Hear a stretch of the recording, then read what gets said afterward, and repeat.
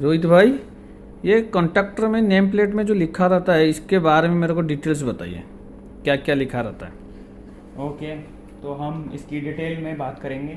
सबसे पहले आप इसे देखेंगे पास से, तो ये मैन्युफैक्चर का लोगो है, यानी कि ये L&T ब्रांड का कॉन्ट्रैक्टर है और ये इसकी सीरीज़ है जो हर एक मैन्युफैक्चरर डिसाइड करके देता है अपने अपने कॉन्ट्रैक्टर के नेम प्लेट पे।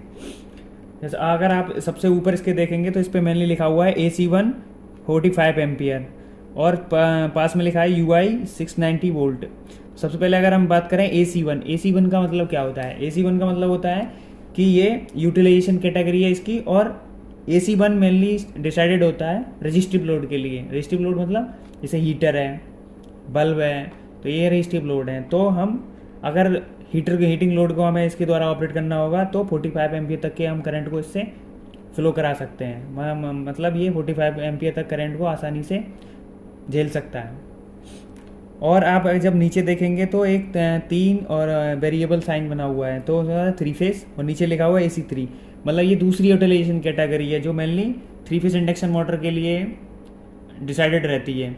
मतलब ये जो कॉन्ट्रैक्टर है वो 415 वोल्टेज पे 25 एम्पियर तक के करंट को आसानी से इसके थ्रू फ्लो करा सकता है कॉन्ट्रैक्टर बिना डैमेज हुए। और जो किलोवाट रेटिंग है वो मोटर की दी है, यानी कि लोड, और वो 11 किलोवाट का लोड आसानी से बियर कर सकता है।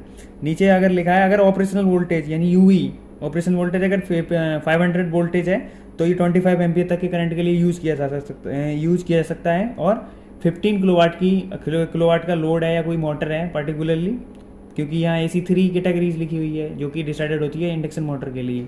या मोटर इंडक्टिव लोड है तो इंडक्टिव लोड को ये आसानी से इतने अगर ऑपरेशन वोल्टेज है और ये IE यानी ऑपरेशनल करंट है और ये ऑपरेशनल लोड है किलोवाट में, तो ये मेनली डाटा लिखा रहता है। और नीचे आप देखेंगे ये रेटेड फ्रीक्वेंसी है 50-60 हर्ट्ज पे, या आप इसे आसानी से यूज़ कर सकते हैं। और ये सूटेबल फॉर 55 डिग्री सेंटीग्रेड, इसका ये एम्बिएंट टेम्परेचर है, जो सराउंडिंग का टेम्परेचर होगा उसमें ये इतने टेम्परेचर तक काम करेगा।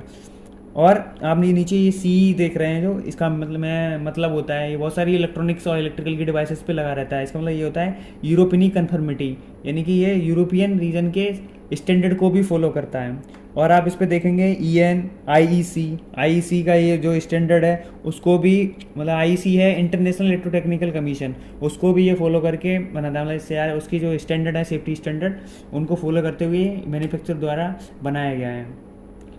तो मेनली यही डेटा मैक्सिमम लिखा रहता है, इससे भी ज़्यादा डेटा दूसरे मैन्युफैक्चर के कॉन्ट्रैक्टर पर लिखा रहता है। तो अगर वो कॉन्ट्रैक्टर मेरे को मिलेगा तो मैं उस पर भी एक वीडियो बनाऊँगा। तब तक के लिए थैंक्स फॉर वॉचिंग। और अगर आपको ये वीडियो इन्फॉर्मेटिव लगी हो तो अपने दोस्त के साथ शेयर करें, चैनल को सब्सक्राइब करें और बेल आइकन दबाना ना भूलें।